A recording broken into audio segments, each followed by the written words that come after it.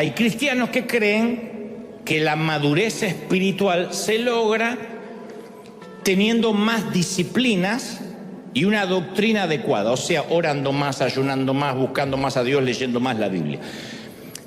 No puede ser esto del todo correcto porque el propio Jesús tenía reputación de libertino comparado con Juan el Bautista o con los fariseos. Pero por otra parte también hay cristianos que le quitan valor a la búsqueda de la intimidad con Dios y subestiman las disciplinas espirituales. Dicen, no hace falta orar tanto, no hace falta ayunar, no hace falta que todos los días tenga que buscar a Dios, porque no son las obras las que salvan. Pero está bien, pero tampoco podemos ignorar los numerosos pasajes bíblicos que hablan de la necesidad de ir creciendo, de ir madurando en la santidad. Pero en algún momento el niño, tanto natural como espiritual, tiene que aceptar el mundo tal como es y no como él quiere que sea. Yo creo que la sabiduría del adulto concluye en la vida no es justa. Escuché por ahí a alguien que decía, vive lo suficiente para darte cuenta que la vida no es justa, y cuanto antes lo sepas, tanto mejor. Muchas frustraciones vas a evitarte. La vida no es justa. De hecho, la Biblia dice que la vida no es justa. De igual manera, el cristiano que espera que Dios le resuelva todos los problemas familiares, sane todas sus enfermedades, le detenga la caída del cabello, le detenga las arrugas, la presbicia, la osteoporosis, la menopausia o el envejecimiento, es porque busca una eterna infantilidad, no está buscando una madurez real. Ahora bien, este es el punto al que quiero llegar. Dios trata delicadamente a aquellos que son nuevitos en la fe. Hagamos memoria, o debe haber aquí gente, o allí gente nuevitas en la fe, que hace, qué sé yo, menos de un año que entregó su corazón al Señor. Dios los trata delicadamente como una mamá trata a su bebé. Apenas nos entregamos al Señor, experimentamos un gran gozo emocional. Decimos, ¿cómo que hay servicio una vez a la semana? Yo quiero 7 servicios a la semana. Dios responde nuestras oraciones. Decimos, no puedo creerlo, hasta en los pequeños detalles. Y estamos tan felices que le queremos predicar a todo el mundo, y le hablamos a la cajera del supermercado, y le hablamos al chino que nos quiso atropellar, le hablamos a todo el mundo. A medida que pasan algunos años y somos más fuertes de carácter, Dios nos hace ejercitarnos en una escuela más dura. No significa que se aleja, sino que nos empieza a procesar. Y de esta manera Dios edifica nuestro carácter, nos fortalece como maduros para que no seamos como niños. Como predicador yo muchas veces me vi tentado a prometer más. Me gustaría decirle a la gente que solo tienen que reclamar promesas, decretar pactos proféticos y ¡pum!, ocurren las magias y los milagros. Me gustaría prometerte que a medida que crecemos la vida con Jesús, la vida va a ser más fácil en lugar de ser más dura. Pero eso no es verdad. Es como la madurez. Cuando uno deja de ser niño, las cosas se ponen más difíciles, no más fáciles.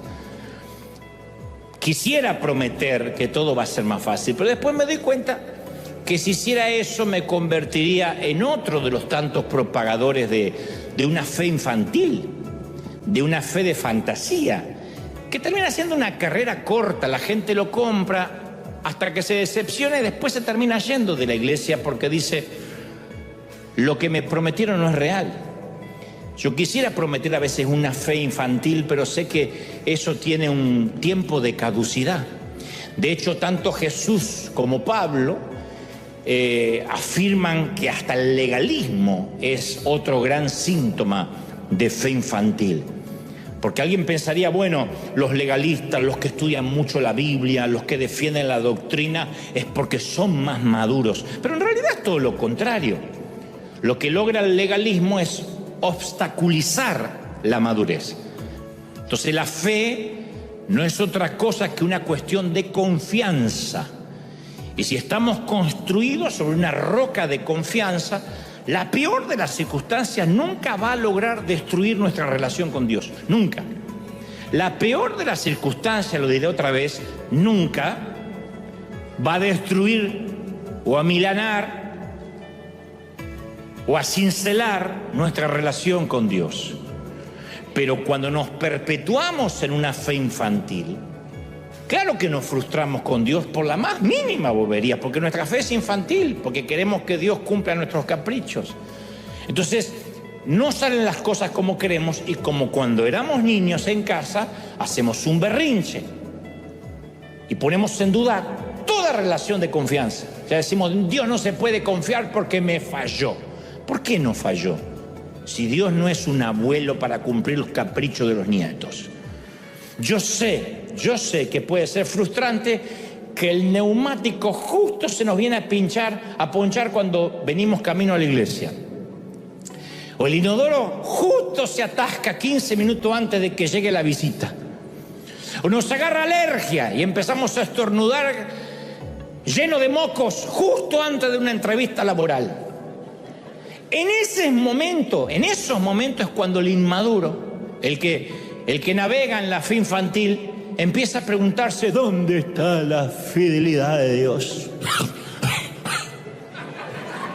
Claro, esto para los cristianos que viven en Pakistán, en Yemen, Somalia, Libia, Cuba, Corea del Norte, Nigeria, Irán, Afganistán, nuestros grandes problemas domésticos les parecen obscenamente insultantes e insignificantes.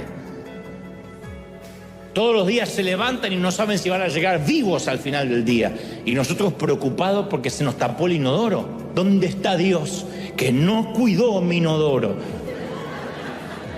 ¿De veras pensamos que Dios esta mañana se ocupó de poner un clavo en la calle de tal forma que se te clave en el auto cuando venías a la iglesia? ¿O enreda un montón de cabellos en el desagüe del inodoro para que se obstruya inmediatamente antes que llegue la visita? Dios le dice, Gabriel, tengo un encargo para ti. Enrieda cabellos en el inodoro de Rosa. ¿Es Dios quien dispone que se pinchen los neumáticos, que se nos corte el wifi, que se nos moje el celular? Se cae el celular. ¡Ay, Dios amado! ¿Por qué lo permite? Por torpe. ¿Qué tiene que ver Dios? Pero a veces de verdad pensamos que todas esas cosas son para probar nuestra fe. Al igual que las pruebas que soportaron Abraham, Moisés y Job. Se retuercen allá arriba estos tipos cuando nos ven nuestras pruebas. De verdad, la fe madura es seguir confiando en Dios al mismo tiempo que aceptamos los límites de nuestra humanidad. Somos humanos. Y todavía voy a ir más a fondo. En una carta, una vez oía una carta que le escribían al doctor James Dobson.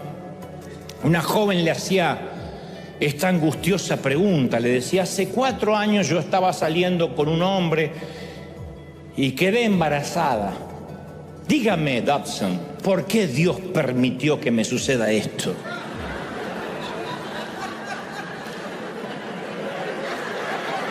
No manches, de verdad, Dios.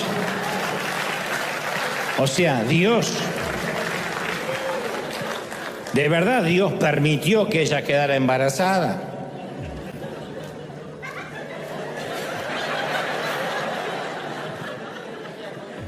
Yo lo veo al contrario, lo veo como manifestaciones de la libertad humana ejercida en un planeta caído.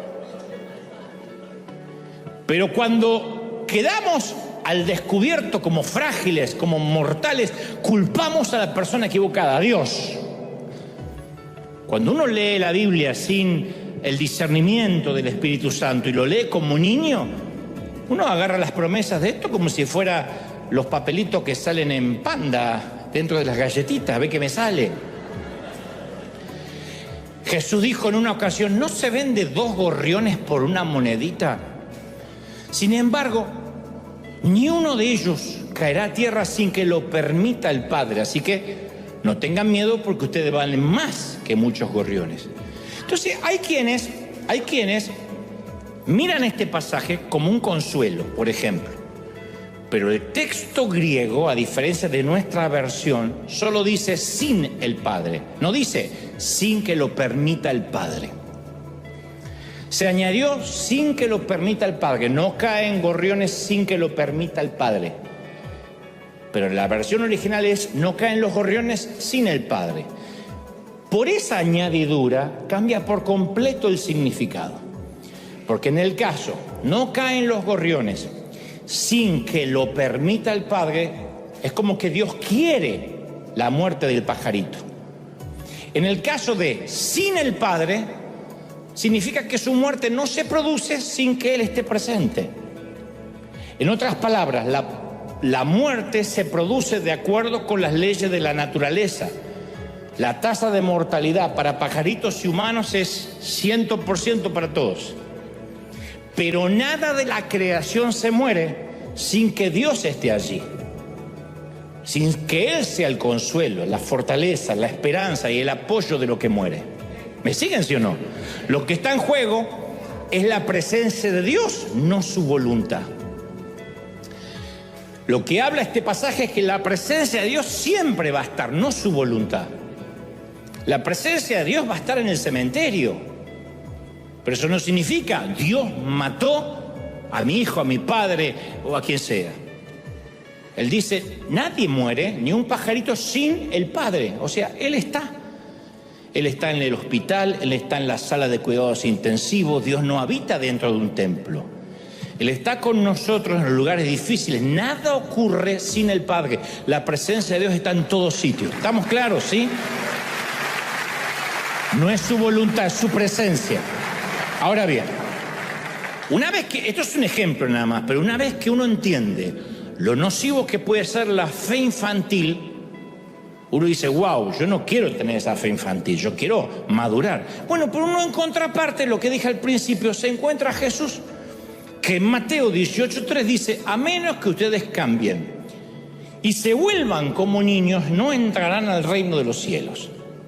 Ahora, Jesús no estaba hablando de una fe infantil, de la cual Pablo más adelante atacaría vehementemente. Jesús hablaba que al menos un niño, es lo que yo creo, tiene por lo menos 3 rasgos distintivos que no deberíamos perder nunca de adultos. Que esto no es perpetuar la fe infantil. Significa no perder estos 3 rasgos que todo niño tiene. Creo casi seguro que esto es a lo que Jesús se refería. El primero es que el niño no tiene una idea preconcebida acerca de la realidad. Un niño cree todo. Entonces la fe que asombraba a Jesús tenía una cualidad semejante a la fe de los niños. Señor, si eres tú, manda que camine hacia ti. Solo un niño dice una bobada así. O Pedro. Y cuando leo los evangelios estoy convencido que a medida que vamos creciendo, vamos perdiendo ese tipo de fe, que no es una fe infantil, es una fe de creer como un niño. ¿Me siguen hasta ahí, sí o no? El segundo rasgo es que los niños saben aceptar regalos. No debaten acerca si se merecen el regalo. Algún día un hijo nuestro dijo, papá, creo que no me lo merezco por mis calificaciones, no usaré este Nintendo bajo ningún punto de vista. Llévate la PlayStation, he pensado que no me lo merezco, te he mentido. Un niño no está pensando en que va a quedar endeudado con quien le regala. Destrozan el papel, disfrutan el regalo y ya. Hay que decirle, ¿qué se dice? ¿Qué se dice? Gracias, y se va. Cuando los cristianos abandonamos esa fe de niño, no podemos aceptar el regalo de la gracia. Queremos pagarlo con legalismo, con obras, con lo que sea. Alguien que recibe regalos simplemente los acepta, los recibe. Jesús también aceptó regalos, los costosos regalos de los magos cuando era un bebé, el ungüento que una mujer derramó sobre sus pies, la adoración de María, la hermana de Lázaro. Entonces los niños no tienen inconveniente en agradecer a veces por boberías, por dar gracias cuando uno le dice, ora tú al niño. Él da gracias por el perro de la familia, por las ardillas que se suben al árbol. Solo teniendo un espíritu semejante al de un niño, nos permite recibir a diario los regalos comunes y corrientes sin dejar que lo sagrado se vuelva común, sin dejar que las cosas niñas queden niñas. Por eso el ser como niño nos permite recibir la gracia como un regalo. ¿Qué sé yo? Yo sé que Dios me perdonó. A mí me han dicho muchas veces, ¿y cómo es que Dios te usa a ti si no tienes la preparación? Yo qué sé. Yo era ignorante y ahora Dios me usa. El tercer rasgo, los niños saben confiar. Una calle congestionada, una avenida congestionada por el tránsito nunca aterra a un niño si es que tiene la mano de un adulto para tomar. No le aterra la oscuridad si un adulto le dice, estás conmigo. En realidad los niños hay que enseñarles a no confiar en desconocidos, porque la desconfianza va en contra de sus instintos. Si uno no le dice, jamás te vayas con un desconocido, es capaz de irse con la señora del que va a estar en el mercado porque ven que te doy un caramelo y se va. Porque un niño nace con un corazón confiado y relacional. Y cuando pienso en esto de un corazón confiado y estas tres actitudes de niño, siempre, no sé por qué se me viene como el mayor ejemplo el rey David.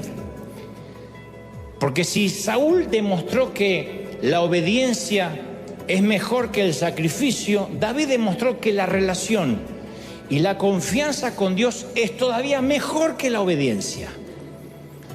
Hay una pregunta ineludible que surge del relato de la vida de David. Voy a pasar a vuelo de pájaro sobre David y ya retomo lo que veníamos. ¿Cómo es posible que alguien con tantos defectos como David, al fin y al cabo cometió adulterio, asesinó, llegue a tener la reputación de ser un hombre según el corazón de Dios? Esa reputación no la logró ni Moisés, ni Abraham, ni tú, ni yo. Un hombre conforme al corazón de Dios. Dios dijo, su corazón es similar al mío. Y hay mucho de dónde extraer para responder esta pregunta, porque las páginas dedicadas a David en las Escrituras le dan un tratamiento más amplio que a cualquier otra persona en la Biblia, incluyendo al propio Jesús.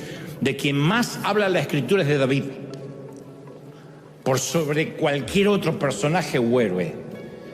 Dios consideró a este hombre que tenía mucho para enseñarnos, que tenía un corazón de niño, pero no una fe infantil, corazón de niño.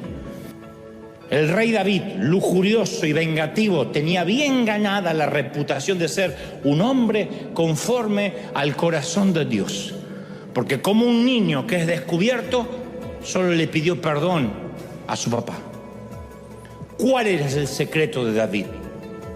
Para mí las dos escenas, una llena de algarabía y otra devastadora, insinúan cuál es la respuesta, cuál es el secreto. Ya sea que David estuviera bailando en calzones en derredor del arca o postrado en el suelo por 6 noches seguidas, su instinto más fuerte era cuidar su relación con Dios. No cuidar su relación ni con la iglesia, ni con los sacerdotes, ni con los profetas, ni cuidar su reputación como político. Años más tarde, cuando un ejército asirio estaba a punto de apoderarse de Jerusalén, Dios obra un milagro para rescatar a su pueblo y dice, lo hice por mi causa y por amor a mi siervo David. ¡Wow! A los judíos les dijo una vez Dios que su amor por ellos nunca se acabaría. Haré con ustedes un pacto eterno conforme a mi constante amor por David. ¿Cómo Dios se enamoró tanto de este mortal? ¿Porque era el que menos pecó? No. En primer lugar, porque aprendo de David que la aprobación de Dios no depende de mi buena conducta, sino de la gracia de Dios y de mi arrepentimiento para obtenerla. Es lo que primero me choca, me choquea. Además entiendo al ver a David que la relación con Dios no se apaga y se prende según cómo yo me comporte, on y off. Dios no me envía fuera del aula cuando desobedezco. Al contrario, entiendo y aprendo con David que los momentos en que me siento más apartado de Dios, más canalla, producen un nuevo punto de partida para la gracia. Elías, gimoteando en una cueva mientras huía de Dios, oyó un silbo apacible que le trajo consuelo, no un regaño. Pedro estaba en su peor momento cuando Jesús lo restauró amorosamente y le encomendó un ministerio. Aprendo de David que cuanto peor estoy, más puedo correr a su gracia y más le agrada a Dios. Yo una vez escuché un memorable sermón acerca de Ananías y Zafira, la aterradora historia de Hechos 5, que la mayoría de los predicadores evitamos predicar. Que se trata de un matrimonio que después de haber mentido acerca de una ofrenda que le hizo a la iglesia, caen muertos. Ellos solo hicieron una cosa para buscarse el castigo mortal. Y estoy hablando del Nuevo Testamento, la nueva dispensación de la gracia.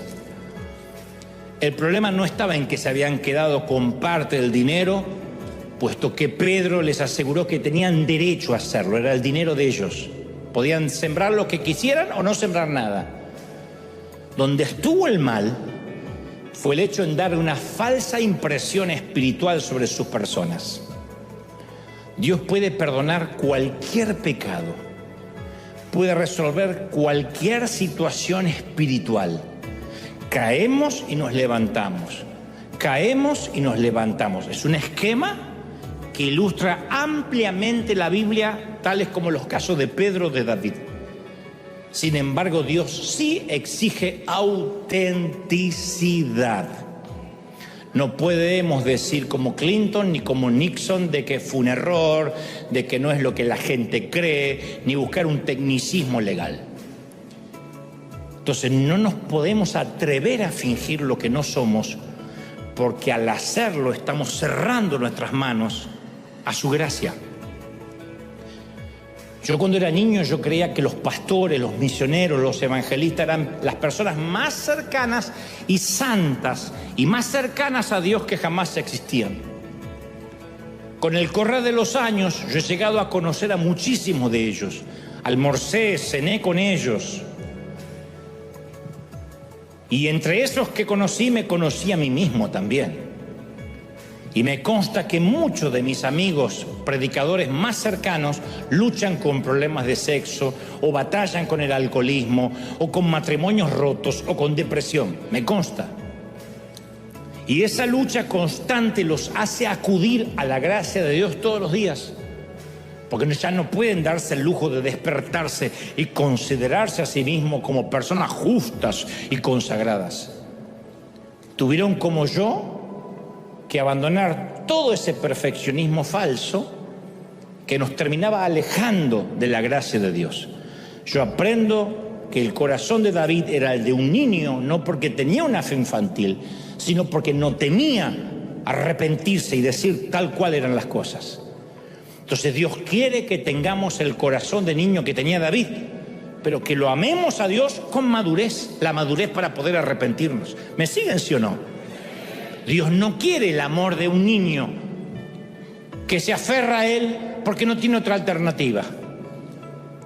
¿Se acuerdan cuando alguna vez de niños dijimos, no, me voy de casa, mamá? Yo una vez me fui de casa y pasé toda la noche durmiendo en el descansito de la escalera.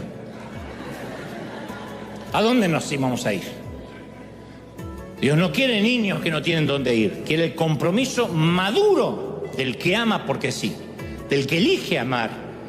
Entonces la espiritualidad y la santidad sí crecen, pero como producto secundario de una relación sostenida con Dios.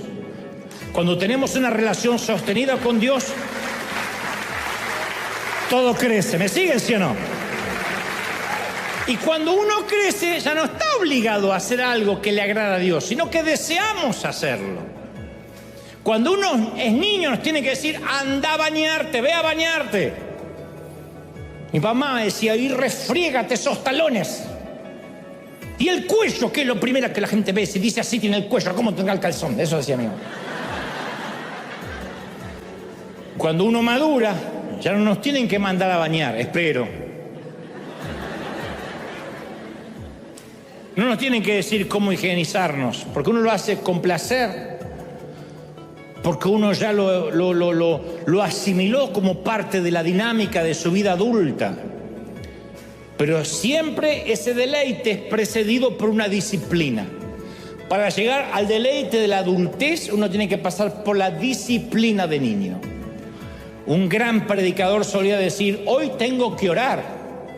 Ya sea que tenga ganas de orar o no tenga ganas de orar, porque esto es como la disciplina de aprender la gramática, si es que quiero algún día leer a los grandes poetas.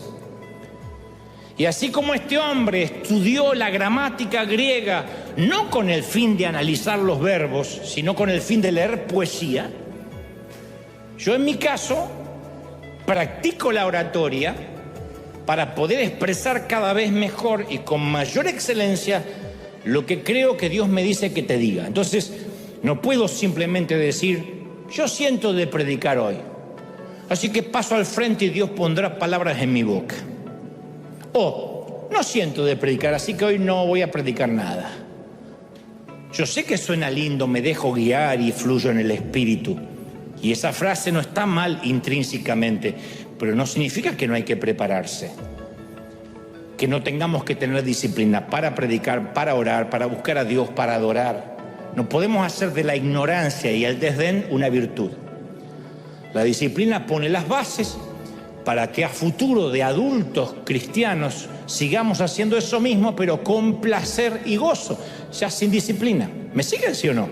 Cuando uno dice voy a orar y a estar con el Señor con gozo, es porque pudo atravesar de la fe infantil a la fe madura. Amamos a Dios porque queremos, no porque nos obligan.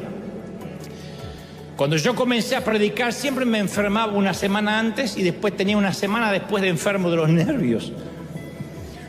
Hoy, años después, yo puedo decir que predico con alegría, con placer, sin nervios, sin ansiedad, no tengo mariposa en el estómago, yo me siento como en casa. Y el mismo principio aplica a todo lo relacionado a la vida espiritual. En resumen, si todo es gracia de Dios, ¿por qué entonces tenemos que esforzarnos en la disciplina de orar, de congregarnos aunque no tengamos ganas, o haya un Super Bowl, o la entrega de los Oscars, o ande el ICE buscando gente? ¿Por qué tengo que disciplinarme en ofrendar, en servir, en agradar a Dios, en adorarlo? Y en esto también vamos a ver la diferencia de la fe infantil a la fe madura. La primera historia la contó Arun Gandhi, el nieto de Mahatma Gandhi. Arun pasó su adolescencia en África del Sur, donde su padre ayudó a dirigir la campaña a favor de los derechos civiles. Poco después que Arun comenzara a conducir, su padre le pidió que lo llevara al centro de la ciudad, a la oficina de un abogado para una reunión estratégica, y después que el muchacho pudiera llevar el auto al taller para hacerle una reparación. Le dijo, puedes hacer lo que quieras, Arun, siempre que me recojas aquí a las 6 de la tarde en punto, le dijo su padre. Y como cualquier adolescente con licencia de conducir recién estrenada, decidió que iba a aprovechar la oportunidad para conducir por toda la ciudad el muchacho. Así que dejó el auto en el taller, eso lo hizo después que condujo un rato, y se metió en un cine, donde pasaban varias películas continuadas y perdió la noción del tiempo. Cuando el muchacho salió ya estaba oscureciendo, entró en pánico y preguntó si ya había cerrado el taller. Dijo, ahora me mata mi papá porque dejé el auto adentro. Salió disparado y lo encontró abierto al taller, estaban por cerrar y pudo retirar el auto. Cuando el muchacho frena al frente de la oficina del abogado, ya eran casi 6:45 de las 6 que habían convenido. Y encontró a su padre esperándolo en la vereda. Consciente de lo mucho que su padre valoraba la puntualidad, se inventó el muchacho una historia acerca de los problemas que habían encontrado en el taller con el auto. Dice, ay, no sabes, papá, tuve que esperar casi hora y pico, por eso estoy retrasado. Le encontraron un montón de cosas al auto. Y cuando salieron de los límites de la ciudad, su padre le pidió a Harún que parara el auto al costado de la ruta.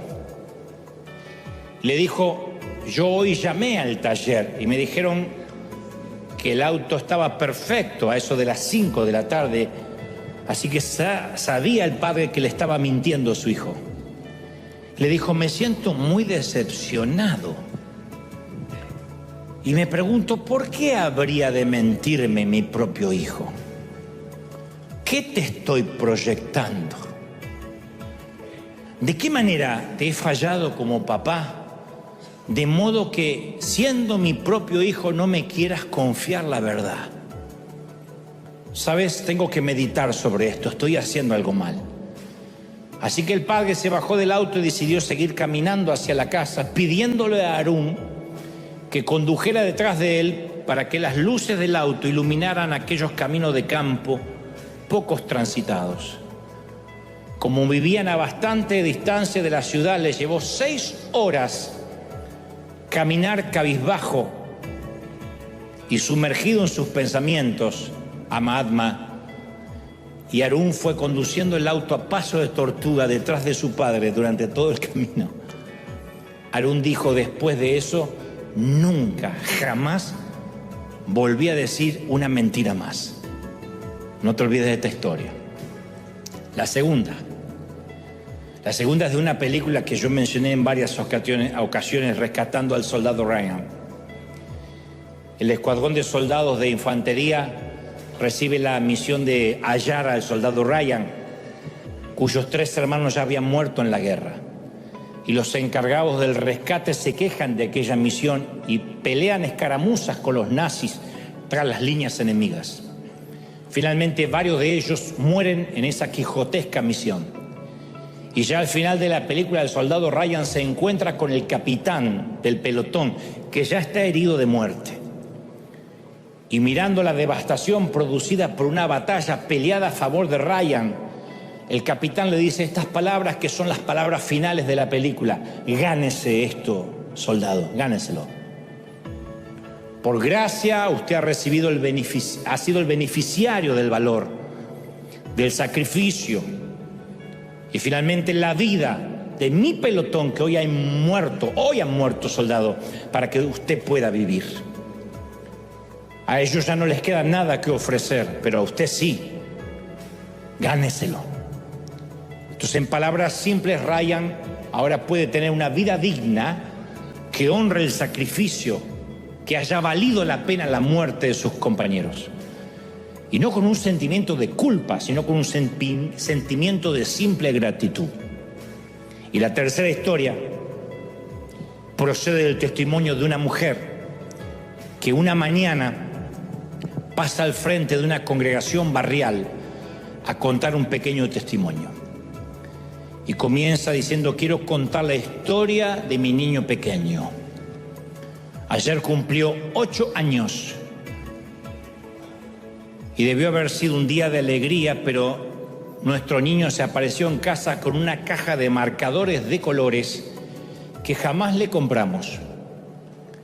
Esa semana le dijimos que no teníamos dinero para comprarle esa caja y que debía pedirlos prestados durante el resto del año, pero se apareció con una caja nueva.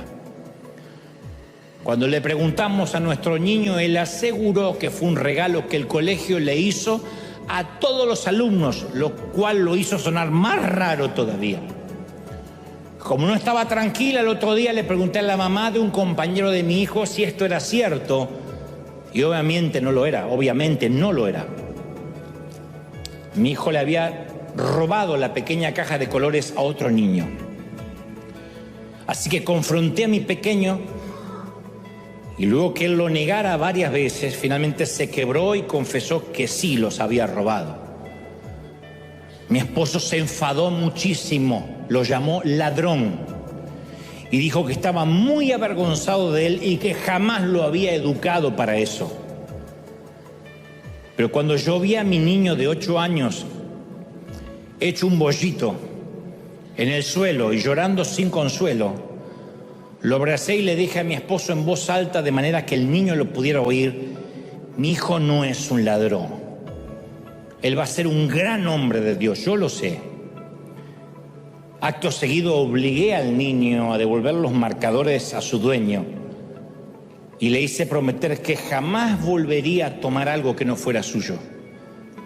La mujer que testificó era mi madre y yo era ese niño criminal. Mi madre dio un veredicto: él será un gran hombre de Dios. Yo lo sé.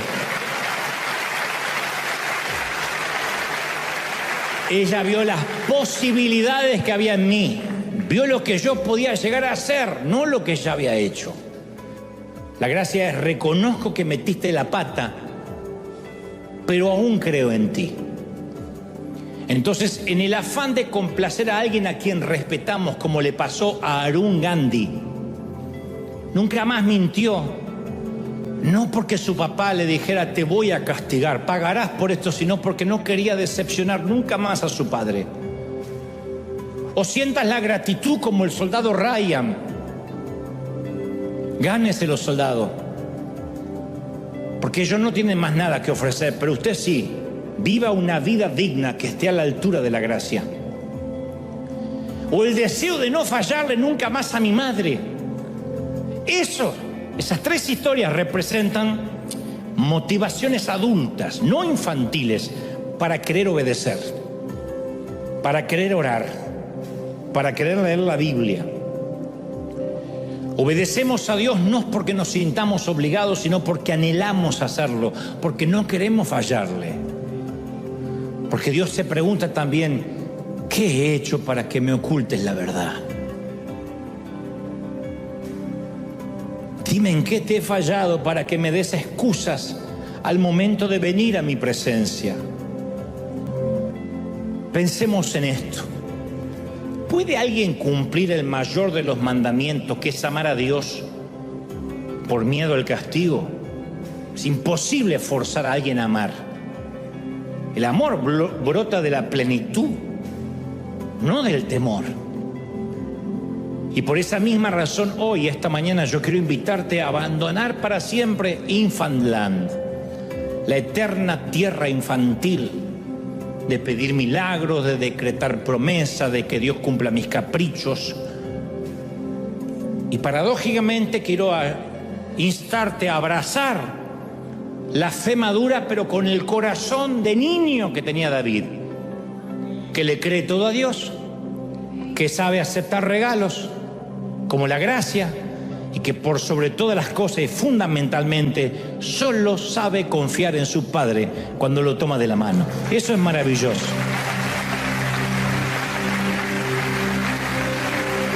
Levanta tus manos al cielo conmigo, por favor.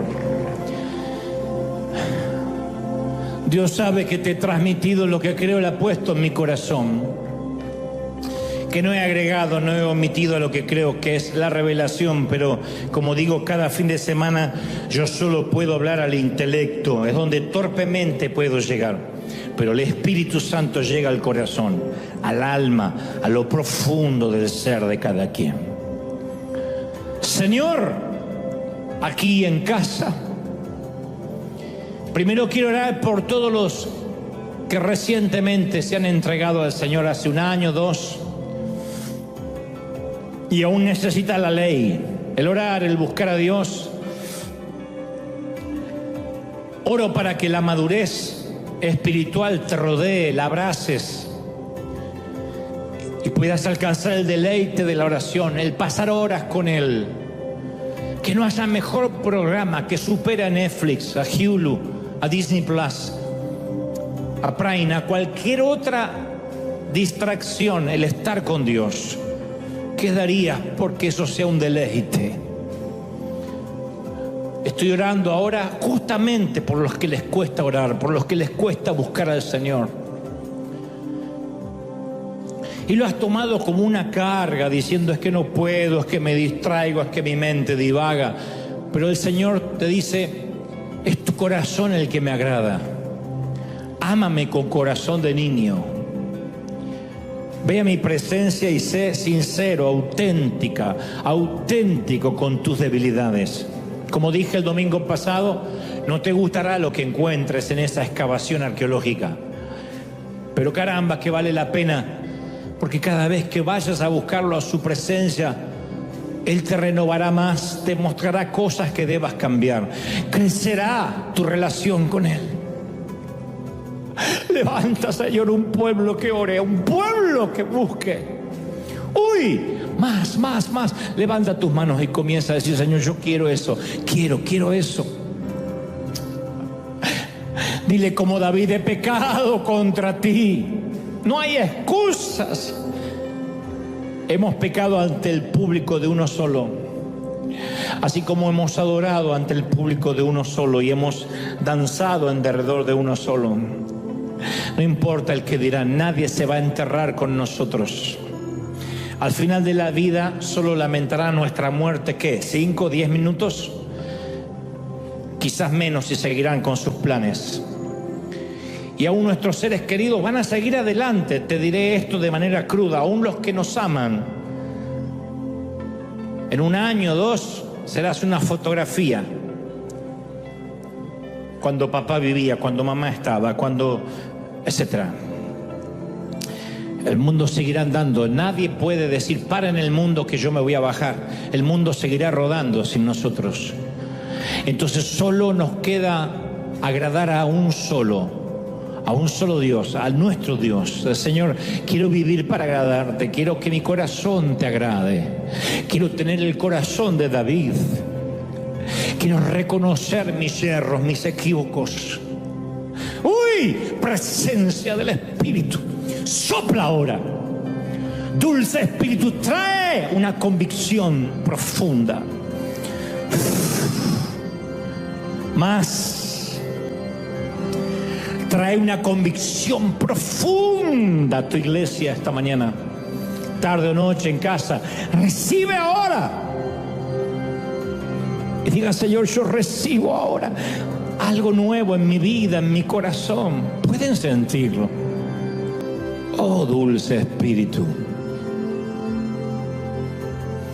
Claro que lo veremos cara a cara. Y no importa en qué lugar de la mesa nos haga sentar. Pero si queremos verlo cara a cara y tener esa relación con Él, comencemos desde ya. Quiero sentirte en mi intimidad, en el secreto. Quiero que tu palabra sea lumbrera a mis pies. Quiero tener devocionales, meditaciones. Hay gente que Dios está llamando a meditar, a buscar. Y no porque Dios sea un Señor feudal que te dice: si no pierdes la salvación, si no quitaré de ti la bendición, sino porque dice: te extraño.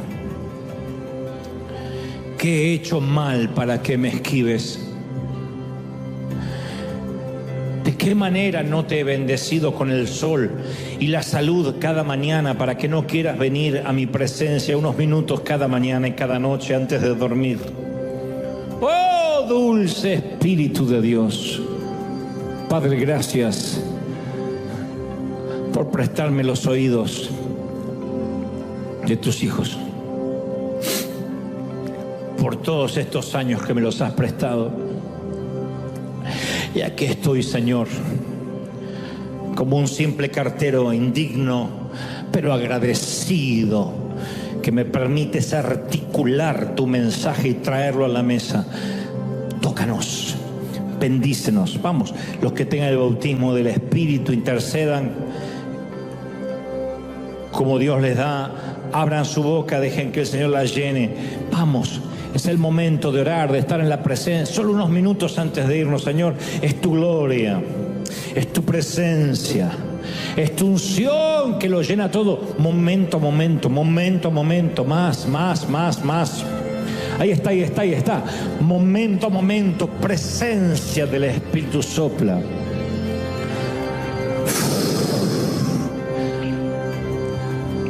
Hay miles dejando atrás la tierra de los infantes, la tierra infantil. Atrás quedó Infantland. Ya no más. Abrazamos la fe madura. Abrazamos el placer y el gozo de servirte y el gozo de adorarte. Te exaltamos, Dios.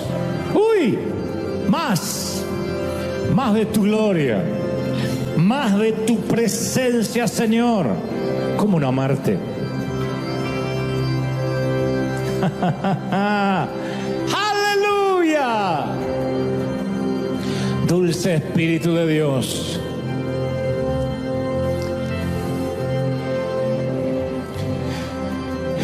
redarguye, toca los corazones, imprime en nosotros esta palabra, que quede atada a nuestro cuello, escrita en las tablas de nuestro corazón, y hasta que tú nos lleves o nos vengas a buscar, esta palabra permanezca en nosotros para siempre.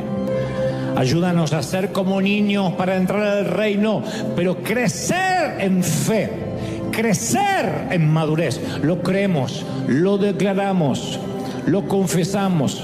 Iglesia amada, bendigo tu entrada, bendigo tu salida, tu acostarte, tu levantarte. Te bendiga Dios en la ciudad y en el campo. Bendiga Dios tus horas de descanso y tus horas de trabajo. Te bendiga Dios en todo lo que hagas, en lo que sueñes, en lo que te inspires, en lo que suspires. Te bendiga Dios cada mañana y cada noche y cada tarde y al regreso a tu hogar. Bendice Dios tus herramientas. Que haya lluvia siempre sobre tus campos. Que el mar sereno esté sobre ti y el sol se ponga sobre tu cabeza y sobre tus hijos. Que rías mucho con ellos. Que seas longevo en bendiciones y que nunca te olvides que tienes el público de uno solo a quien agradar. Te bendigo, amado, te bendigo, amada, en el nombre del Padre, del Hijo y del Espíritu Santo. Seas bendecido para bendecir. Amén. Que Dios te bendiga, que Dios te guarde. Y nos vemos el domingo que viene. Coman rico, pórtense bien. Chao. Bendecidos para bendecir. Hasta el domingo que viene. Porque una fobia es cuando el temor y la razón no están en contacto. Tienes miedo y no hay razón para tener miedo. Entonces vas y le dices a alguien, ora por mí porque tengo miedo, y la otra te dice, no tengas miedo, no te preocupes, y te da una serie de frases comunes que no llenan tu motor, no llenan tu tanque, no te calman, sigues teniendo ese temor porque ya está afianzado como una fobia. 1 de cada 10 de los que hoy están aquí en River Arena, 1 de cada 10 sufre de alguna fobia, algo que no puede superar. Fobia a los lugares abiertos, fobia a las multitudes, fobia a los espacios cerrados, no sé, a los elevadores, a andar por la calle, a la migra. Hay gente que tiene fobias a algo. Y después estamos los otros 9 que no tenemos una fobia declarada, pero que sí transitamos por el jardín del terror de la vida.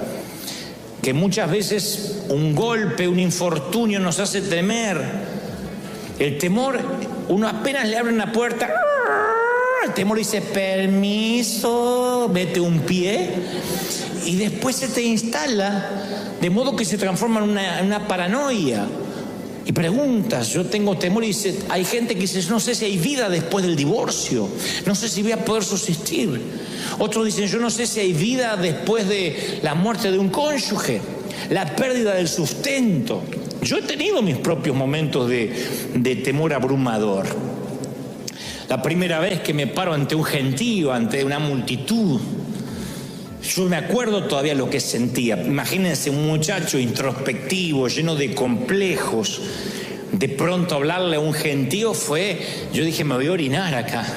Yo tenía terror, no me salían las palabras, no podía mirar a la gente a los ojos. Recuerdo ese temor abrumador. Recuerdo el temor abrumador de salir al hospital con un niño, uno de nuestros niños lleno de sangre, que estaba mirando por una ventana en un altillo, de pronto tropieza, no sabemos con qué, se abrió la cabeza, lleno de sangre, y envolverlo en toallas, subir a un taxi y correr al hospital. Cuando dentro del miedo los protagonistas son nuestros hijos, Es peor que miedo, es terror. Estuve ahí cuando lo tenían que coser sin anestesia porque no había tiempo. Y yo me acuerdo estar ahí y decir, Señor, que no pase nada, que no pase nada. Yo sé que hay papis aquí que han vivido situaciones así. Mirar a su hijo jugar al fútbol, a lo que sea, y de pronto ve que alguien lo golpea, cae y se queda inmóvil unos segundos. Son esos segundos que literalmente se te corta el aire a ti. Porque piensas que tu vida podría cambiar tal como la conoces en un instante. Y esos temores a veces no te dejan vivir.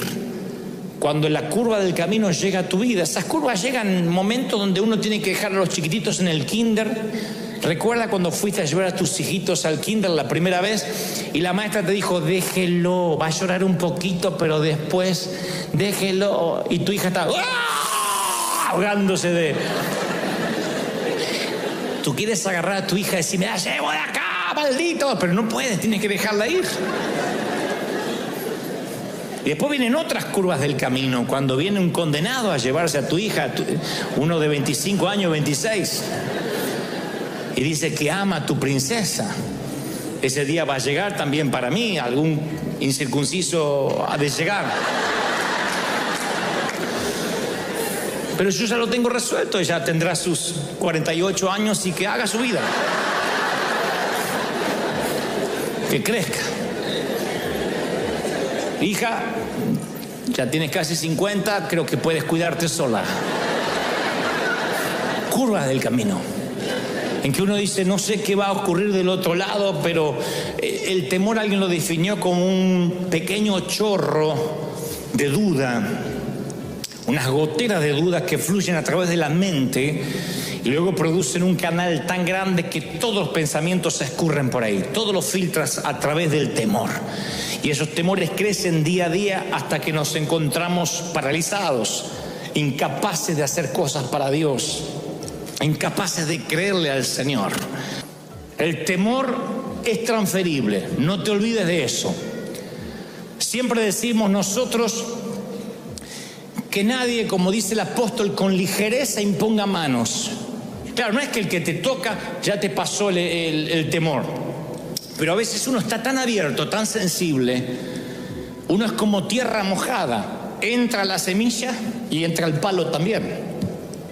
Y cuando uno es una tierra mojada que dice, pastor, ore por mí, ese hombre, si a veces es pastor o no es pastor, ora por ti y muchas veces te va a transferir sus temores, sus cosas. Ojalá que te transfiera fe, que te transfiera valor, pero a veces hay cosas negativas. Me acuerdo que estábamos por hacer nuestro primer estadio en el año 96.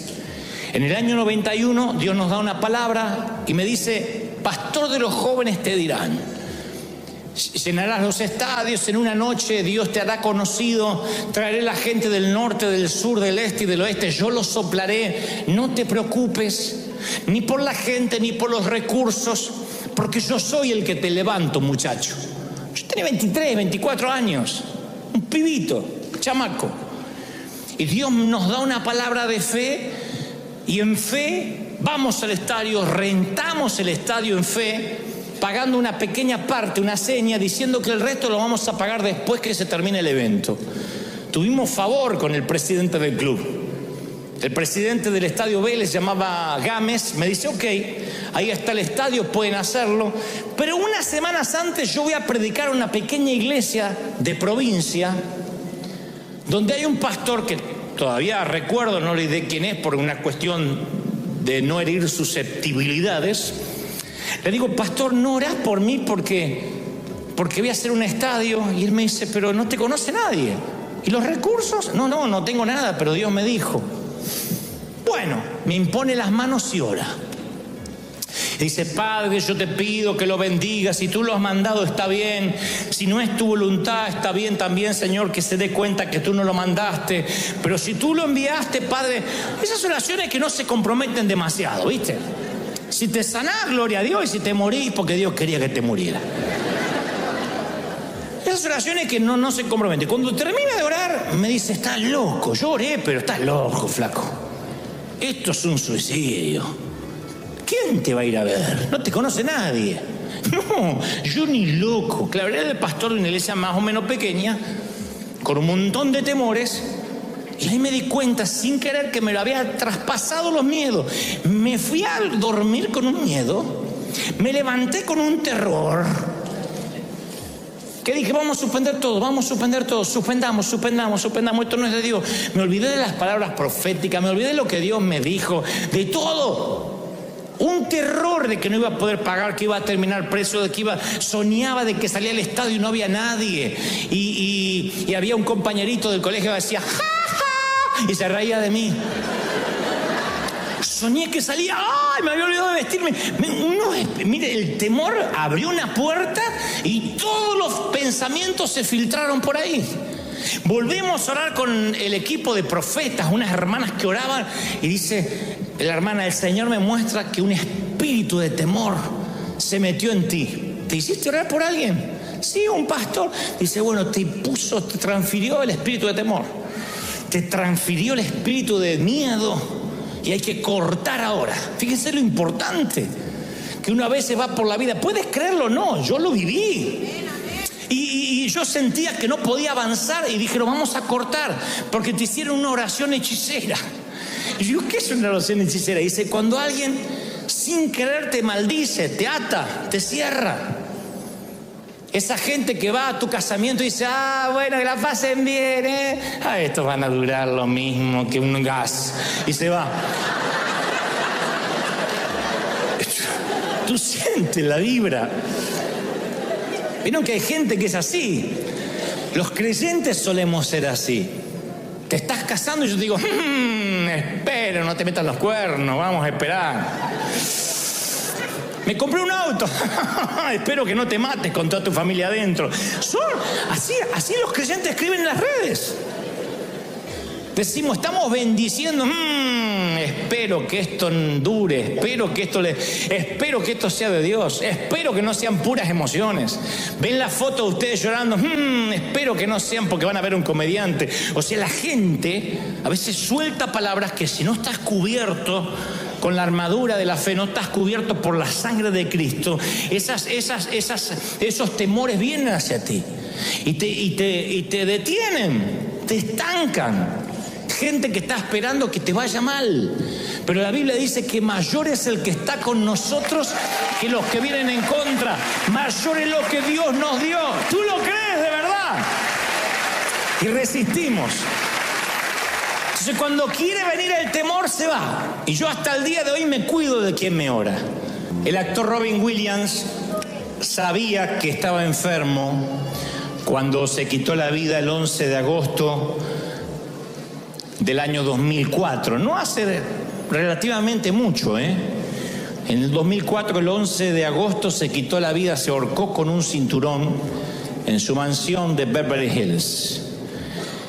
Decían, o dicen los que vivían con él, estallaba en los últimos años en llanto sin motivo, se olvidaba los diálogos que se había aprendido para sus películas, se perdía en medio de una conversación.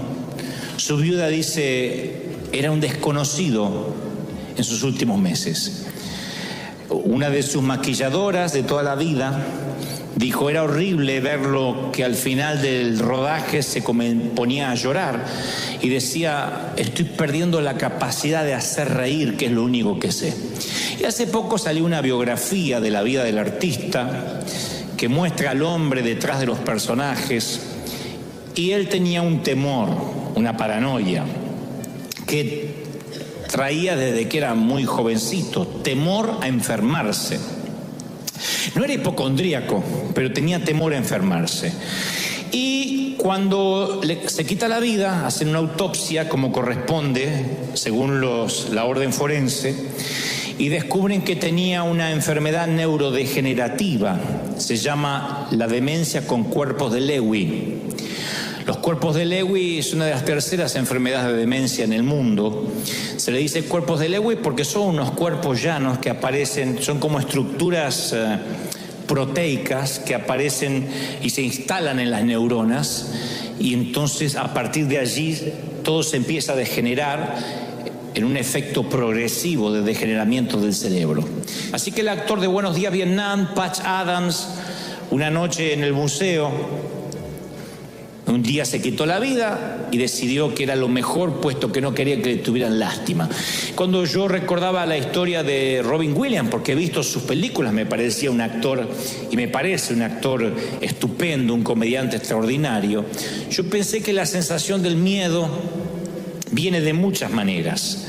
Y esto es independiente si somos actores o vivimos debajo de un puente como homeless o literalmente no teníamos dónde dormir o pasar la noche o tener una mansión. Es independiente, es indistinto del estrato económico, del estrato socioeconómico, el estrato espiritual de donde vengamos, de qué cantera fuimos cortados.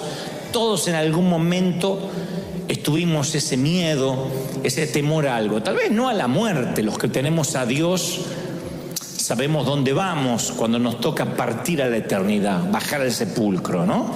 Pero las personas, todas indistintamente de donde provengamos, luchamos con algún temor, con un miedo a algo desconocido.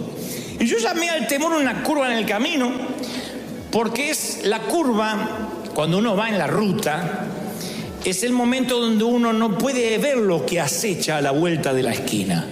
La sensación mínimo de inseguridad.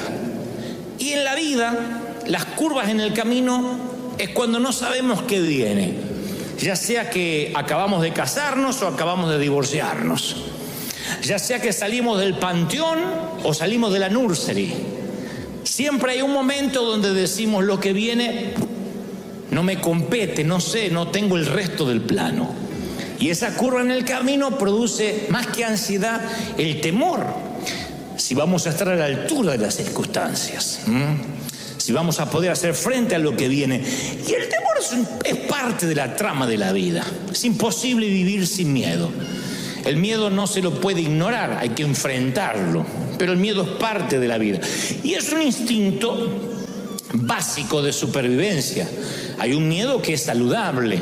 Hay un miedo que no llega a ser tan poco miedo sino precaución, pero que es primo hermano del miedo, que hace que uno mire a la derecha y a la izquierda antes de cruzar una calle. El miedo hace que uno se coloque el cinturón de seguridad cuando uno sube al automóvil. Es un miedo saludable, es un instinto de supervivencia, que uno trate de atajarse así cuando ve que alguien va a arrojar una piedra o cuando hay una explosión, que uno intente tratar de protegerse. Pero hay otro miedo que es una fobia, que no resiste análisis, que no resiste el sentido común. Existe un tipo de miedo que es la fobia, que uno no lo puede explicar. Y yo no subestimo al que tiene fobia, Cuando digo no lo subestimo, no digo es un espíritu. Yo no puedo decir el que tiene una fobia le agarró un demonio, porque me consta que las fobias comienzan con una pequeña puertecita y después se transforma en un monstruo que navega en las profundidades de nuestro alma y no se ve. Nada más que el que lo siente lo sufre. Pero uno va creciendo, se va volviendo más adulto y por dentro gente más pequeña. Y el Señor dice, aquí está la tierra, tómala. Me pasaron tantas cosas y no podían cruzar la línea final. Yo sé que hay gente aquí esta tarde que muchas cosas de la vida le han pasado terribles situaciones, infortunios, y no está pudiendo cruzar la línea final en algo. El Señor me mostraba gente que estaba ahí. Estira la mano y ya tiene las uvas. Hace un paso y ya está en la tierra que fluye leche y miel. Pero hay gente que no puede cruzar la última línea. Yo conozco amigos míos que se arrepintieron en el altar antes de casarse. Y yo le decía, ¿pero amás a la chica? Sí, es la mujer de mi vida. Y no, el casamiento me dio una cosa. Y salió corriendo en la línea. Conozco otros que se prepararon en los seminarios, estudiaron. Y un día arde la zarza y Dios le dice, ve, esto es tu comisión, tu asignación divina. Y en la última línea se quedaron. Luego los vuelvo a encontrar y le digo, Dios no te había llamado. No, pero estoy trabajando de esto ahora porque me casé y mantener una casa. Pero Dios te dijo que te iba a dar los recursos. Sí, pero al final no se dio lo que esperaba. le puse una señal a Dios que viniera un millonario para darme todo el dinero y entonces iba a ser del Señor. Tu abuela, Dios no actúa así. Las señales siguen a los que creen, no los que creen siguen las señales. Las señales siguen a los que creen. Y en la última línea se queda. Entonces yo estoy convencido de que Dios tiene un territorio a nombre tuyo. Que hay algo que no estás reclamando. Que algún día vas a llegar al cielo, Dios te va a llevar a un warehouse con tu nombre y un montón de paquetes cerrados. Así como UPS o FedEx, va a haber un montón de paquetes y vas a decir, ¿y eso? Bendiciones que no abriste.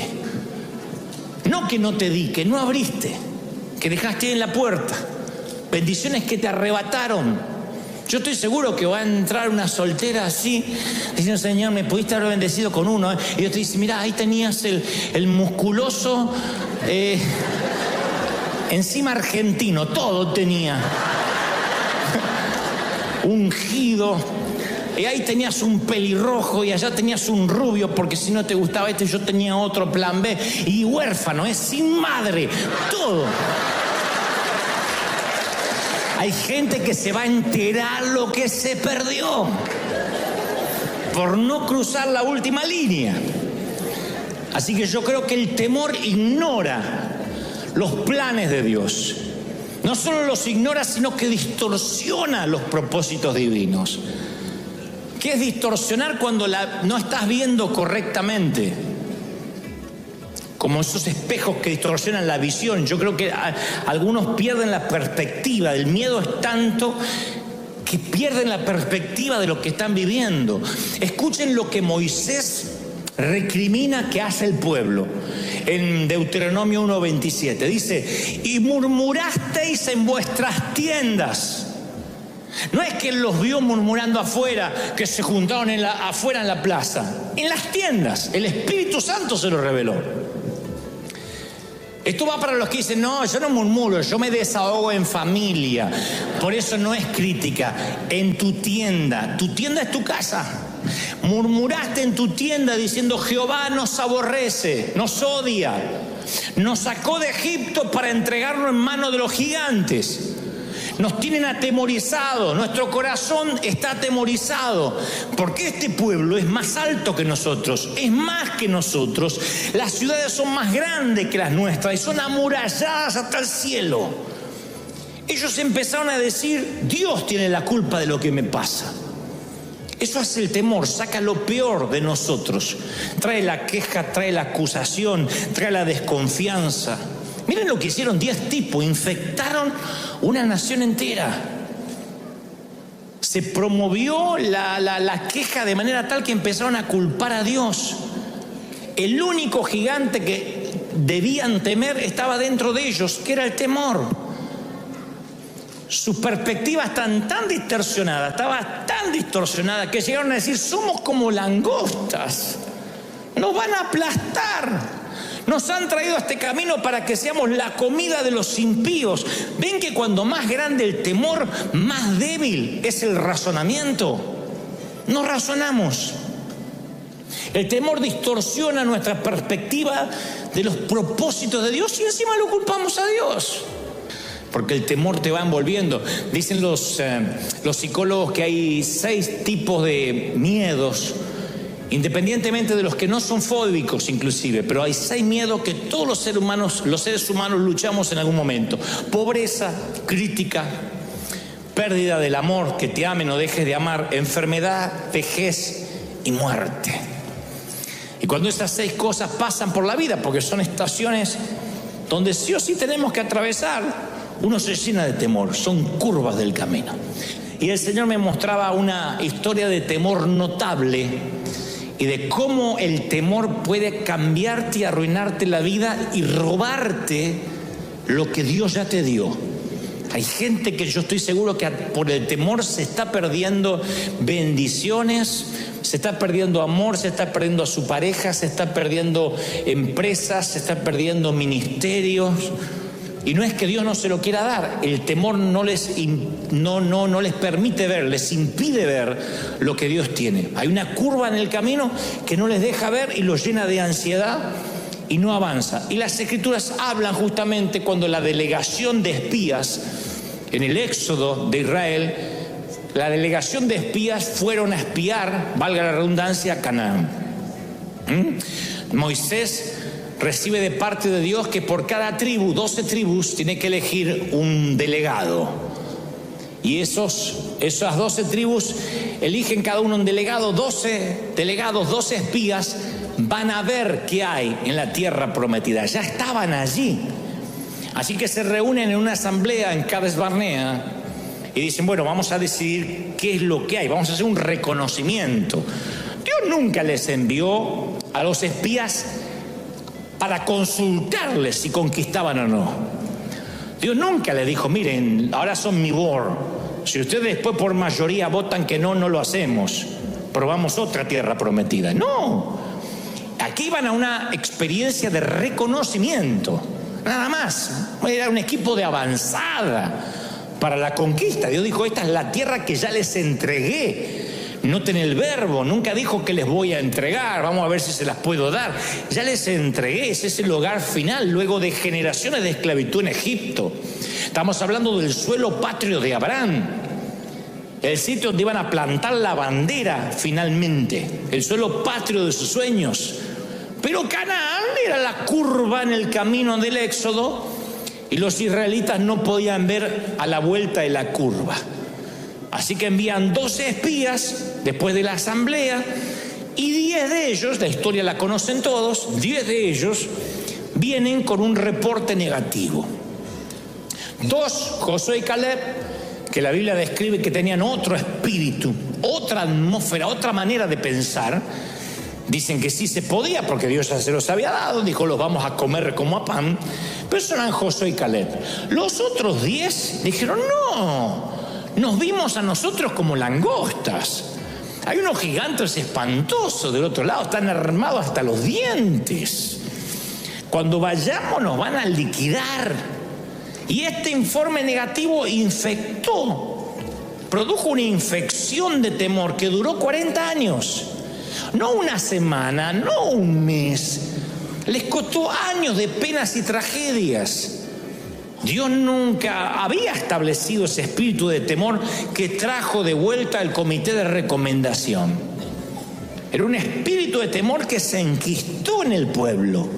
10 tipos infectaron una nación por 4 décadas mínimo. 10 tipos. Yo digo, qué increíble que 10 puedan infectar toda una nación. Les metió temor, les infundió un espíritu de miedo. Ahí es cuando el Señor me decía ayer, quiero que le digas a mis hijos que el temor ignora mis planes. El temor ignora el plan de Dios. Dios te puede dar un plan, Dios te puede dar un proyecto y tú dices, sí, Dios me lo dio. El temor va a hacer que te olvides del plan, si permites que el temor tome control. Aun cuando Dios te dio la palabra, el temor va a tomar el control, se va a poner al timón y va a poner a la palabra de Dios en el asiento trasero. Hay mucha gente acá que a mí me consta que tiene capacidad, que Dios está dispuesto a darle recursos, a conectarlos de manera divina con gente que no conoces, que vienen a ti a abrirte las puertas. Todo está listo para que el efecto dominó se produzca y el temor se para a la puerta como el matón del barrio y te dice, acá no pasas. Es lo que le pasó a Israel, no pudo atravesar esa última línea. Dice la palabra en Deuteronomio 1:19, y salidos de Horeb anduvimos por aquel grande y terrible desierto, por el camino del monte del Amorreo, y llegamos hasta Cades Barnea. Entonces os dije, habéis llegado al monte del Amorreo, el cual Jehová nuestro Dios nos da. Dios ya te dio. No termina este año sin que te convenza de que Dios ya te bendijo. Dios ya te dio. ¿Lo crees? Mira, Jehová tu Dios te ha entregado la tierra. Sube. Si yo te dice te la entregué, sube y toma posesión, cabezón. Te la entregué. Sube. Me acuerdo exactamente que un día subo a un avión, iba para cierto país y abrí una rendijita de temor pequeña a volar. Miedo a volar. Yo no puedo tener miedo a volar. Que yo tenga miedo a volar es como que un pintor tenga miedo a la pintura, que un chef tenga miedo a la comida. Yo vivo volando. Y cuando subí a un avión me acuerdo que se movió más de la cuenta, que las turbulencias son algo natural, normal. En las leyes de aerodinámica un avión se tiene que mover. Y sin embargo yo me empecé a preocupar y dije, opa, me agarró miedo.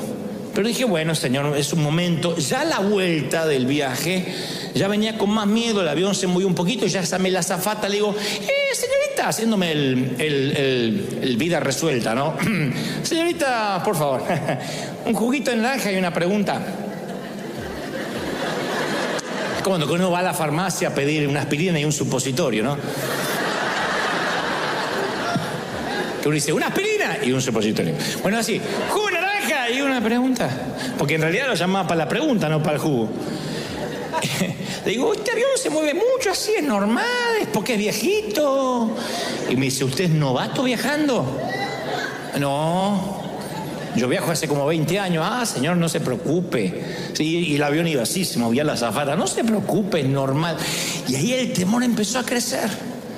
No sé por qué, fue hace varios años, empezó a crecer, a tal punto que me paralicé.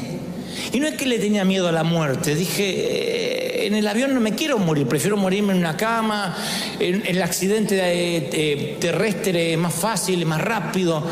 Vino el chinito de frente, ¡ah! Ya está. Pero el avión... vas cayendo. Y me agarró un temor, tuve que hablar con un piloto. Conocíamos una amiga que tenía un hijo piloto y tuve que decirle, mira, quiero que me mostró videos de cómo las alas resisten, que le paran un tractor arriba, que cómo prueban a los aviones. Me dice, no te preocupes. Le digo, ¿qué pasa? Y le empecé a preguntar cosas. Tuve que hablar con un piloto porque no me podía sacar el temor. Pero esto no es el tema. El tema es que yo empecé a culpar a Dios, igual que ellos. Yo empecé a rechazar invitaciones, empecé a no ir a ningún lado diciendo, Dios me metió este temor para que yo no viaje. Él es sabio. Y a veces, ¿quién me culpas a mí? Miedoso, yo no te metí ningún temor. Empecé a rechazar invitaciones, empecé a no querer ir a ninguna parte. Me llené de miedo. El enemigo dijo, si a este le pongo un temor de volar, no va a producir ningún impacto en ninguna parte. Él sabía cómo inmovilizarme. Estaba así de que me pase lo que la dama que se encerró 12 años en su departamento en Buenos Aires, donde el enemigo te mete un temor. Digan que el Espíritu Santo después, yo dije, Señor, me tienes que liberar de esto. Un día me liberé, a tal punto que hoy el avión se mueve, la gente reza, se empieza a poner los paracaídas y yo duermo. De verdad, yo duermo y veo que la señora se pone el paracaídas, no se va a tirar. Yo duermo. Me dio una paz el Señor. Pero recuerdo cómo el enemigo se quiso meter. Hay momentos que el enemigo se quiere meter con cualquier bobería para que tú no sueñes, para que tú no avances. Tal vez lo tuyo no sea miedo a volar, pero sea miedo a emprender un negocio, miedo a casarte, miedo a tener hijos, miedo a cambiarte de país, miedo a renunciar, miedo a dejar las redes. ¿Cuánta gente hay que se queda con lo peor? No conoce lo bueno porque dice, no, por lo menos esto es lo que tengo. Y ahí están, amarrados. No crecen, no avanzan, no pueden soñar. Hay gente que dice, ay, si pudiera. Y claro que puedes. Ay, es que si pudiera, es que yo ya no tengo edad. Ya estoy en los 30, te dice. Increíble. Hay gente que envejece cuando decide envejecer. Hay gente que le falta un bastón aunque tenga 25 años. Hay que darle un bastón y orar por su próstata aunque tenga 25 años. Porque uno envejece cuando decide envejecer. Cuando deja de soñar, cuando deja de pensar, cuando deja de avanzar, cuando el temor se le mete y termina siendo un paranoico o un hipocondríaco. E Israel tenía miedo y la culpa resulta que murmuraban en contra de Dios. El temor no solo te distorsiona e ignora los propósitos divinos, sino que es contaminante, es tóxico, desalienta a los que te rodean. Yo he visto que el que tiene temor, el temor extiende sus tentáculos. El que tiene temor hace que toda la familia tenga temor. El desaliento, el temor siempre es contagioso, es un principio devastador. Entonces llamo a Argentina a un amigo que tengo allá y le digo, búscame en un lugar que habíamos dejado un depósito, cajas, mis periódicos, las revistas donde yo haya salido. Y este habrá pensado, le agarró el espíritu de megalomanía, que querrá verse a sí mismo.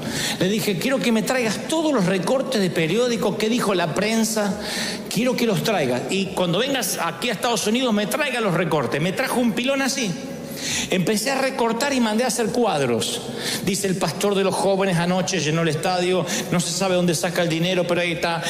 Todo. Toda nuestra oficina hay cuadros memoriales de lo que Dios hizo. El que va y no conoce mi corazón piensa, mirá, este se está mandando la parte de quién fue o qué hizo, pero es para mí. Cada vez que alguien me viene a decir, no hay plata, no tenemos, no hay, el Señor me dice, vuelve a mirar lo que yo hice. Como estuve contigo, yo voy a estar en tu futuro, voy a estar en tu presente, voy a seguir estando contigo. ¿Tú lo crees de verdad?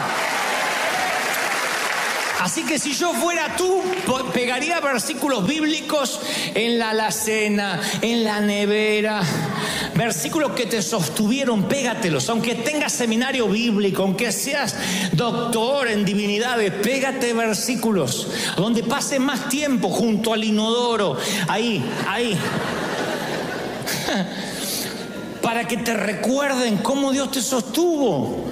Recuérdate, si hay una radiografía o un diagnóstico médico que el médico te dijo, mire, me sorprende que usted no tiene nada, no lo tires, vuélvelo a sacar y dile, este mismo Dios lo volverá a hacer otra vez. Dios te va a respaldar, tú lo estás creyendo, te va a bendecir el Señor. Va a abrir puertas, sendas donde no la hay, caminos que parecía que estaban cerrados, porque el temor es un pecado. El temer es un pecado. Dios le dice, no quisiste subir, fuiste rebelde al mandato que yo te di. El temor es lisa y llanamente desobediencia. Cuando la palabra dice no temáis, es en el orden imperativo, es una orden, no temáis. ¿Cuántas veces Dios te tiene que decir no temas? El tener temor es vivir en pecado. Para Israel significó una generación perdida, sentenciados a vivir sin reposo, nómades de vagar sin hogar por el desierto. Hasta que el último murió, no entraron al hogar. Y yo sé que hay personas aquí que Dios les ha preparado regalos valiosos, increíbles. Tienen ahí están a punto de tomarlo, y sin embargo el Señor dice, te vas a vagabundear por el desierto o por el cementerio de los sueños rotos, porque ¿qué pasa si tomo la decisión equivocada? ¿Qué pasa si no es el compañero para mí? ¿Qué pasa si me voy de misionero y extraño? ¿Qué pasa? Y los que se niegan a obedecer a Dios se condenan a vagabundear en el desierto de los sueños que nunca pudieron ser. Yo estoy convencido que el temor es una curva del camino, pero estoy convencido que los que no toman la curva dejan de avanzar. Y el Señor dice, cobrad ánimo, esforzaos, no teman, yo voy contigo, no te dejaré, no te desampararé. ¿De quién temeré? Jehová es la fortaleza de mi vida, Jehová está conmigo, no temeré lo que me pueda hacer el hombre. ¿Están conmigo? No temas, dice el Señor. Y te digo lo que dije hoy esta mañana temprano, no te rindas. Mi querido, no te rindas. No me digas que tienes 70 años y por eso te vas a rendir. No te rindas aunque tengas 80, si tienes 20, 14, no bajes los brazos. Todavía no sonó la campana, nadie arrojó la toalla. Y si te caes en el cuadrilátero, bueno, te vuelves a levantar. Y si te equivocas, te vuelves a levantar. Abajo hay una red llamada gracia. Caes en la gracia y te vuelves a levantar. Pero no te rindas, pelea. Ofrece batalla. No te des por vencido. Pelea por tus sueños, pelea por tu compañía. Lo que tengas que hacer, hazlo pronto, porque la vida se te va a escurrir. Y el temor lo que hace es esclavizarte y robarte lo que no se puede recuperar. Tiempo. Noten que 10 de los 12 hombres que espiaron la tierra prometida infectaron a toda una nación. A veces venimos con un temor que arrastramos desde chicos. Un temor que nuestras mamás, en su afán de cuidarnos, nos metía la semillita de temor. Hagan memoria. Yo fui a Argentina esta semana, entre otras cosas fui a ver a mi papá. Entonces un amigo me dice, no andes tomándote taxi, que te cobran una fortuna. Yo te pongo un chofer que trabaja para mí. Le digo, no, ese es un tipo que no habla, te va a llevar con una camioneta para todas partes. Le digo, mirá que tengo que ir a varios lugares, tengo algunas entrevistas. Sí, él te lleva. Yo lo que no tenía ganas de bajar del avión de 14 horas de vuelo y ponerme a hablar con alguien. Entonces me dice, no, él es mudo, ciego y sordo, como Shakira. Y así maneja. Y llega el tipo, un grandote, así, un monstruo, era sentado. Y entonces empezamos a andar. Le digo, vamos a Billinghurst, a mi barrio natal. Digo, ¿conoce? Sí, por supuesto. Entonces me lleva a Billinghurst, que es el barrio, no ha cambiado, las paredes están peor que antes, los barrios, esos barrios que están detenidos en el tiempo, ¿no? Así que fui al barrio y de pronto salimos del barrio, todavía estamos allí antes de agarrar la ruta y dice, se nos está pegando a alguien. Atrás venía un auto, se nos está pegando a alguien. Tranquilo, agarra un arma.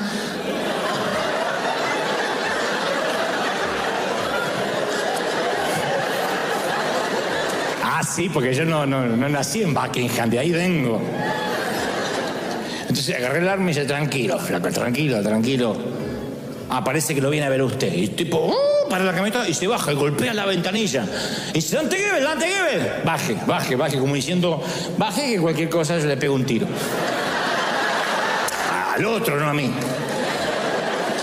Entonces, y había un muchacho que estaba todo con su ropa así de mecánico, no sé qué, me dice, Dante, te vi acá en el barrio, por eso empecé a seguir tu auto. No te acordás de mí, no estás el negro, soy el negro, decía. Y no me pude acordar.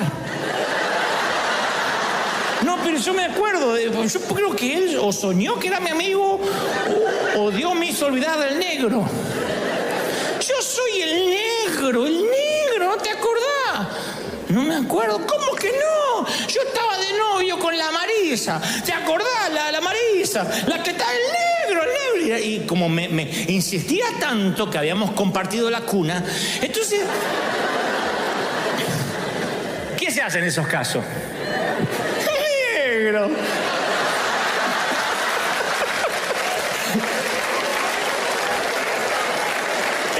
Igual. Se puso feliz porque si le decía no te conozco se suicidaba ahí. Negro, ¿qué haces? Y todo por allá, porque eso no falla, todos tienen un por allá. Y tu gente, porque por más que sea solitario, gente tiene. Y tu gente, che, y tú ¿cómo es? Mi hermana. ¿Es tu hermana? Entonces me completaba la frase y así mantuvimos una charla. Yo digo, cualquier cosa, está armado el otro y lo mata al negro. Subo y claro, estaba armado porque el chofer era un comisario de la policía. Había sido comisario ahí en mi barrio, ahora es un policía retirado y tiene portación de armas, ¿no es cierto? Entonces me decía, no, es que aquí yo sé que su seguridad es muy importante y si veía que se ponía la cosa fea, me decía. Dice, ¿conoce al caballero? Eran amigos de la infancia, no tengo la menor idea quién es. Sé que es el negro.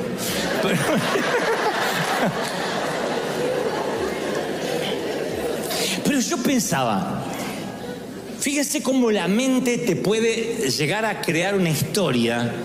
Si este muchacho no era de seguridad y no paraba, cada vez empezábamos a correr diciendo, tuvimos una persecución, alguien nos quería matar. ¿Cómo el temor podía infiltrarse? A lo mejor con una bobería, con algo que era cotidiano.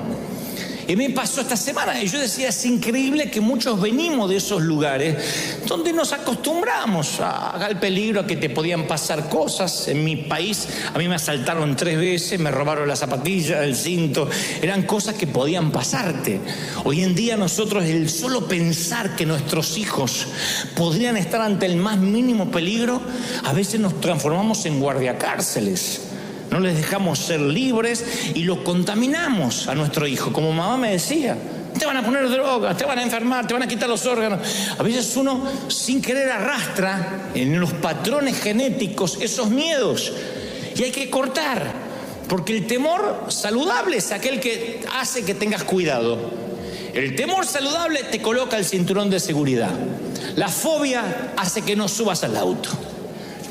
El temor saludable hace que mires la calle antes de cruzar. La fobia hace que no salgas a la calle. El temor saludable es que tomes tus recaudos antes de emprender un negocio, veas con quién te vas a asociar, de dónde vas a sacar los recursos. La fobia hace que digas, me quedo de empleado porque es lo seguro. La fobia no te deja avanzar, no te deja pensar. Y se infecta, se transmite, es algo desalentador. 40 años arruinados por 10 hombres que tenían miedo. Cuando ellos regresaron, trajeron a un gigante mucho más terrible de los que habían visto. El gigante del temor, que acechó todo el campamento y devoró la fe y el valor de una nación. Y a veces, para no ser grosero, alguien me dice, déjamonos orar por ti. Yo digo, Señor, me cubro con tu sangre ahora. Y ni lo escucho, porque yo creo en la transferencia de espíritus. El temor ignora las promesas de Dios. Entonces os dije, Deuteronomio 1:29, no teman, no tengan miedo, Jehová va delante de ustedes, Él pelea por ustedes, conforme lo hizo antes, lo hará ahora. Él está delante, Él está detrás, Él estuvo en la columna de nube y en la columna de fuego, volverá a estar. ¿Tú lo crees? ¡Aleluya! La Biblia nos dice que Él los había llevado, literalmente dice, yo los llevé como un padre a sus hijos, como trae el hombre a su hijo por todo el desierto. Dios los trató como infantes al pueblo de Israel. Los alimentó, los sostuvo, los mimó, los apapachó. Ay, ¿tienen hambre los nenes? Ay, cae maná otra vez, y caía el maná. Estamos hartos de maná, vengan las codornices. Dios los alimentó, los bendijo. Ahora tenían que pasar el examen. A veces vamos por los desiertos, y los desiertos en la vida es para que creemos lazos con nuestro Padre. En los desiertos aprendes a hablar con Él, en los desiertos ganas intimidad. Y Dios quería que lo amaran por lo que Él es, no por lo que les daba. Así que el desierto fue una etapa donde era el tiempo en que ellos tenían que sacarse a Egipto de dentro. Salieron de Egipto en cuestión de horas, pero Egipto de dentro les tardó 40 años y a algunos no se les fue. De hecho, murieron ahí en el desierto. La esclavitud es tan fuerte en algunos, el miedo es tan fuerte que a veces tarda años en que empieces a confiar en las promesas de Dios. Y Dios le dice a Israel, así como yo estuve, yo voy a estar, yo no cambio. Le estaba diciendo, no mires lo que los faros delanteros de tu automóvil te muestran, que son los gigantes.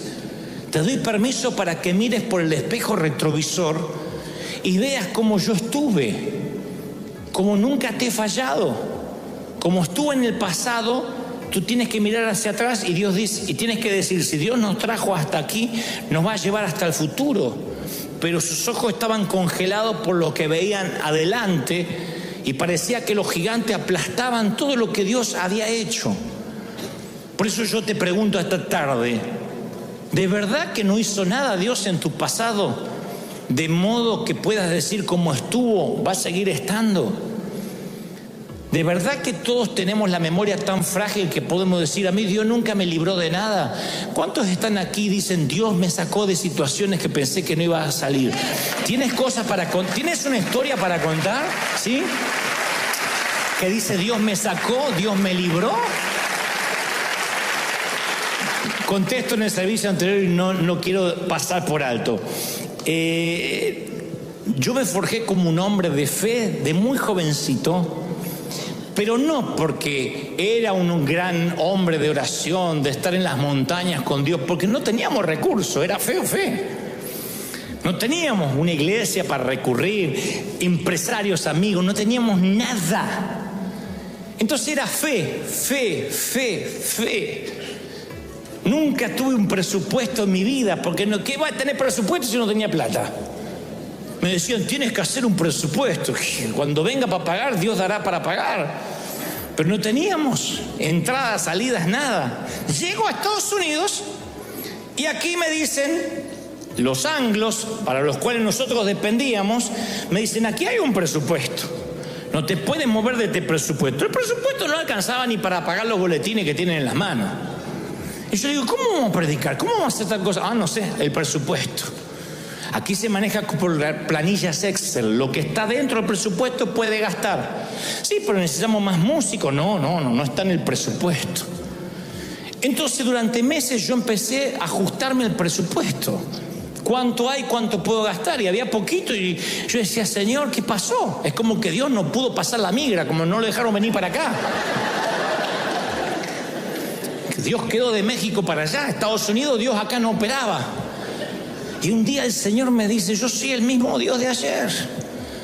Quiero que mires por el espejo retrovisor, que dejes de mirar los gigantes y mires de dónde te traje, cómo te formé, qué pasó en tu desierto, quién te sustentó, quién te mantuvo, cómo fue tu éxodo. Ahora te encontraste una curva en el camino y te morís de miedo. El dinero sí se puede recuperar. Nos consta de gente que ha estado en quiebras financieras y salió adelante. Pero el tiempo, ¿quién te devuelve los años no bailados? ¿Quién te devuelve los años que no bailaste? Los años que no celebraste. ¿Quién te devuelve los años que no amaste? Los años que no entregaste, los años que no sembraste. Hay un momento que vas a sentirte solo al final de la vida diciendo, no escuché aquel mensaje esa mañana del 10 de noviembre en que Dios me decía, tienes que emprender, tienes que hacer, tienes que vivir una vida digna de ser contada. Una vida que Hollywood quiera llevar a la pantalla tan solo de saber lo que estás pasando, lo que te atreves a creer. Tienes que hacerlo. Acá hay jóvenes, hay muchos jóvenes, sean audaces. Y no pueden decir, es que si me sale mal no tengo modelos. Bueno, entonces, como decía Pablo, mírenme a mí. De donde yo vengo, tu mejor amigo era el negro. De donde yo vengo, cuando regresas al barrio tienes que volver armado. O sea que no nací en una cuna de oro, donde ahí salieron los Nobel, los Pulitzer y los que ganan Oscar. Entonces no hay excusas para decir, bueno, lo que pasa que este es de Gringolandia. Yo de donde vengo, los sueños estaban rotos, estábamos presos, no teníamos miedo a todo. Pero yo un día dije, voy a comprar mi libertad, tengo que pelear la vida, tengo que creerle a Dios. Y le creí a Dios y salían los pastores a decir, no eres de Dios, eres una moda, vas a pasar, eres un muchachito, vas a avergonzar el evangelio. Ya hace 30 años de eso. Y cada vez que hacíamos algo, eso no es de Dios, Dios no te va a bendecir. Te fuiste de Argentina, cobarde, porque allá seguramente vas a fracasar. Todas las palabras negativas, todo ese temor que a veces imparten, esas transferencias de espíritus negativos venían, y aprendí a tener cuero de rinoceronte, a tener piel de foca, para que todo resbale y conservar el corazón tierno. Y esta misma unción, esta te la quiero transferir, esta sí, una unción de valor, una unción de fe, una unción de poder, una unción de creerle a tu Dios. ¿Tú le crees? ¿De verdad que le crees a Dios? Vamos, ponte de pie, yo quiero orar por ti.